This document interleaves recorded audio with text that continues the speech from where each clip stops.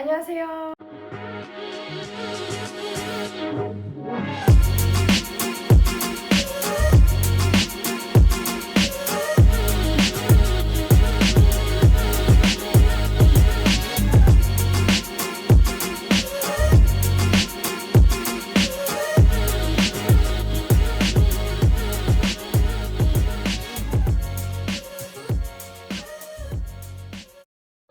Vous allez bien. Aujourd'hui on se retrouve dans une nouvelle vidéo pour parler de nourriture, donc j'espère que vous n'avez pas trop faim et que vous n'allez pas trop avoir faim durant cette vidéo.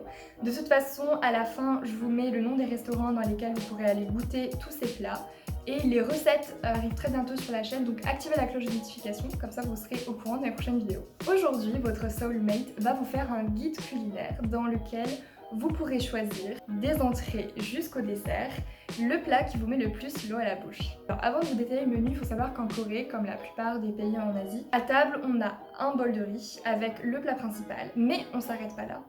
On a plein de mets. Un mets c'est quoi? C'est un plat en petite quantité. Et vous avez donc une dizaine de mets à table. À chaque coup de baguette, vous avez une saveur différente. Est-ce que c'est pas trop bien? La première entrée que j'aimerais donc vous présenter, c'est THE plat emblématique en Corée, c'est le kimchi. Vous n'avez pas de kimchi à table, ce n'est pas une table coréenne. Il peut être frit, il peut être en soupe, il peut être de plein de manières. Le kimchi c'est quoi? C'est en fait du chou fermenté avec du radis blanc, je sais ça donne pas du tout envie, qui donne un goût donc piquant et acide un petit peu si vous aimez les choses piquantes. Je fais donc la transition avec l'entrée suivante qui est le jeon. Le jeon en fait c'est la galette coréenne. La pizza coréenne aussi. Donc c'est une galette frite. La garniture elle peut être faite de fruits de mer, mais si vous n'aimez pas les fruits de mer, ça peut être à base de légumes, de viande, de kimchi justement. Et elle est servie avec la sauce soja que vous prenez quand vous mangez des sushis. La prochaine entrée, mon entrée préférée, c'est le 닭강정. Tak en fait ça veut dire poulet. Le 닭강정 c'est donc du poulet frit caramélisé. Le poulet il est pané, frit et ensuite il est roulé dans une sauce avec l'eau douce. Bon. Et la sauce du coup elle peut être soit pimentée, soit beaucoup plus sucrée, etc. C'est selon vos goûts. Les Coréens d'ailleurs ils mangent ça souvent le soir en fait, vers 23h ils mangent. Oui ils ont déjà dîné mais ils mangent quand même à 23h. Ça s'appelle le yashik. Le principe c'est de manger tard le soir parce que je sais pas si vous aussi vous avez faim mais moi le soir après manger j'ai quand même faim et... Et donc ils mangent ça entre amis, entre potes, dehors, en mode pique-nique. Ils mangent soit ça, soit le plat suivant que je vais vous présenter, c'est aussi à base de poulet. Mais ici, le Yangmyeon Chicken, c'est du poulet avec des ailes de poulet en fait. Le 닭강정 c'est du tenders et le Yangmyeon Chicken c'est des ailes de poulet. Yangmyeon en fait ça veut dire sauce en coréen et la sauce peut être piquante, salée, sucrée, les trois en même temps. Enfin, c'est juste trop bon. Le plat suivant c'est le kimbap. Le kimbap ressemble très fortement au maki, mais en fait c'est en beaucoup plus garni et beaucoup plus gros. Vous mettez les ingrédients que vous voulez et d'ailleurs il y a une recette sur mon compte Instagram donc je vous laisse aller regarder. Il y a la recette complète donc vous pouvez le faire très facilement chez vous. C'est un des plats que vous pouvez faire chez vous facilement. Donc je vous laisse aller regarder et découvrir. C'est un peu l'équivalent du sandwich occidental et donc c'est un plat qu'on mange souvent dehors. L'entrée d'après c'est le tteokbokki, c'est un de mes plats préférés mais vraiment je vous le dis avec toute mon énergie. C'est des galettes de riz qui sont assez courtes, la texture on dirait un peu celle des gnocchis, je sais pas si vous voyez. Et ils sont trempés dans une sauce qui est souvent piquante. Mandu, l'entrée suivante c'est le mando. Le mando c'est le ravioli coréen. Donc il peut être soit frit ou soit cuit à la vapeur. Et la garniture ça peut être de la viande, des légumes, tout ce que vous voulez.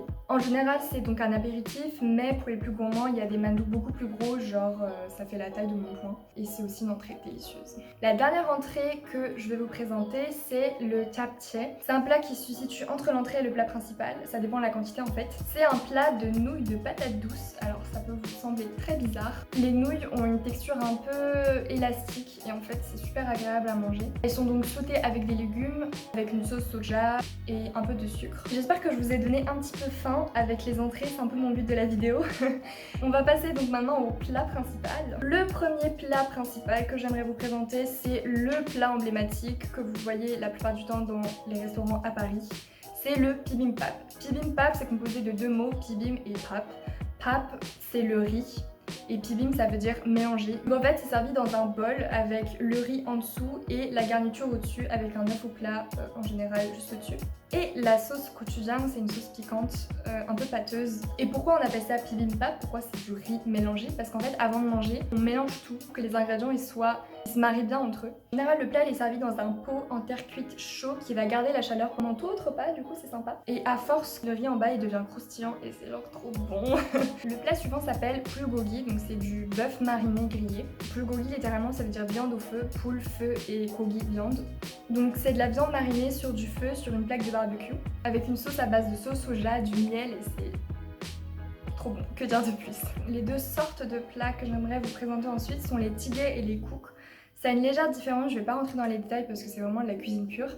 Tigé en fait, tigé et kouk ça veut dire soupe et donc on a vraiment une infinité de sortes de tigé et de soupe, que ce soit kimchi tigé, doenjang tigé, donc doenjang tigé c'est la soupe à base de la sauce doenjang, dubu tigé, dubu c'est tofu, miyeokguk, kamjaku. Donc la plupart du temps à la maison on a le bol de riz et le plat principal c'est souvent un tigé ou un kouk et les mets que je vous ai dit au début de la vidéo. Le plat suivant que je vais vous présenter c'est un plat très original parce que c'est un plat qui se mange froid et pourtant c'est pas un dessert. C'est une soupe froide, vraiment très froide parce qu'en fait il y a des glaçons dedans. Je sais c'est très bizarre, c'est des nouilles vermicelles avec des tranches de concombre, de viande et un œuf en général au-dessus.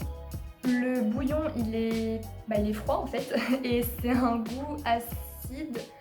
Mélange de vinaigre, sauce sucrée, piquante. Bref, la cuisine coréenne, je crois que vous avez compris, c'est le mélange de plein de saveurs sucrées, salées, piquants. Voilà. Le naengmyeon du coup se mange en général en été quand il fait très chaud et je vous jure que pendant la canicule, c'est vraiment le plat qu'on a envie de manger tous les jours. Le prochain plat que j'aime vous présenter, c'est un plat coréen mais qui a été importé de Chine mais les Coréens l'ont refait à leur façon. C'est le jjajangmyeon, jjajang qui est la sauce et myeon qui veut dire nouilles. Donc ce sont des nouilles avec une sauce caramélisée, sucrée donc. La sauce est faite à partir de soja fermenté. Et donc les jjajangmyeon, ttangsuyuk, jampong que je vous mets ici sont tous des plats considérés comme chinois en Corée, mais en fait c'est purement coréen. Le meilleur pour la fin, le meilleur plat au monde, le barbecue coréen aka le samgyeopsal. Samgyeopsal en fait, sam ça veut dire 3. Kyop ça veut dire les couches et sal ça veut dire peau. Et c'est le plat qu'on mange en famille, entre amis, dehors, c'est un barbecue quoi en fait. Donc sur une plancha vous mettez la viande avec les légumes et des sauces. Vous pouvez pas manger le samgyeopsal sans la salade. Le sam c'est composé d'une salade, la viande, des légumes, la sauce. Vous faites une espèce de boule et vous mettez dans votre bouche et vous dégustez et c'est la meilleure saveur au monde. Ce qui est bien du coup c'est qu'en fait vous pouvez créer votre propre saveur. Donc vous prenez la salade que vous aimez, vous prenez la quantité de viande que vous voulez, la quantité de sauce que vous voulez, la quantité de légumes et les sortes de légumes que vous voulez et vous faites votre propre cuisine à vous. On en a terminé avec les plats mais c'est pas terminé, je vous laisse un petit bonus avec les desserts. Je vais vous présenter deux desserts. Le premier c'est le bingsu. C'est en fait de la glace pilée. En général la glace n'est pas composée d'eau mais de lait parce que ça donne plus de goût. De fruits, de coulis, de fraises, de mangue, de tout ce que vous voulez. Le deuxième et le dernier dessert c'est le hotdog. La texture je dirais que ça ressemble à du pancake un peu. La pâte c'est type pâte à brioche en fait et à l'intérieur c'est farci avec de la cannelle, du sucre roux et des noix concassées. Ils vont être cuits dans une poêle huilée ensuite. Et du coup la garniture à l'intérieur en fait ça devient un sirop mélange de miel aussi, on peut mettre du miel dedans. Avant de terminer la vidéo j'aimerais vous parler de quelques habitudes culinaires qu'on a en Corée.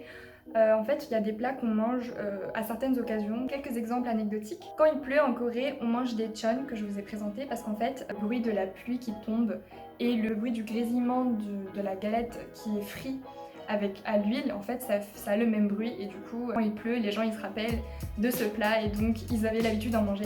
Ça c'est beaucoup plus actuel en Corée. Quand c'est votre anniversaire, votre maman a l'habitude de vous préparer un miyeokguk. Donc le guk, tout à l'heure on a vu, c'est une soupe et le miyeokguk c'est une soupe à base d'algues.